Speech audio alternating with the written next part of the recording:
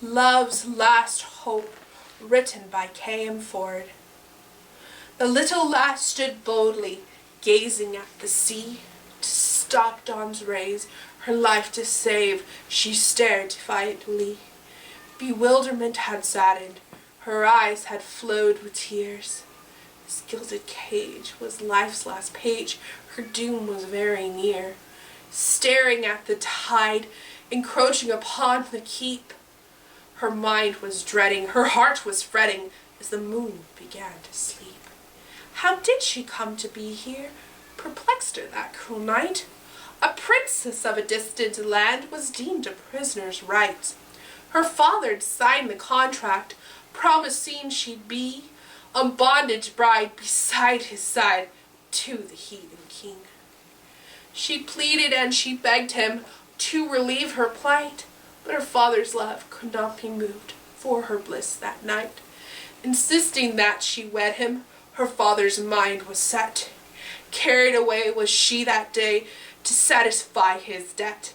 He left her beside the sea and beside the man. She dreamt many fears and wept many tears, while caged within his hand. Imprisoned was she that day, because she refused to obey, to submit to him and reject her whim of her Savior's ways. The waves arose to meet her, dawn's faint light brought them. She clenched her hands, obeyed commands, by twilight's only dim.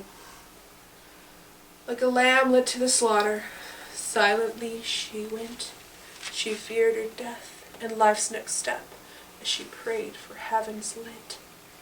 Holding in strong terror, fearing death's open gate, she closed her eyes, about to die and meet Jesus her fate. She never felt the axing that left her that morn slain. She was finally free to never have need of mortal love again. Fear no longer mattered, and no more worries had she, living with her loving Savior forever on heaven's placid sea.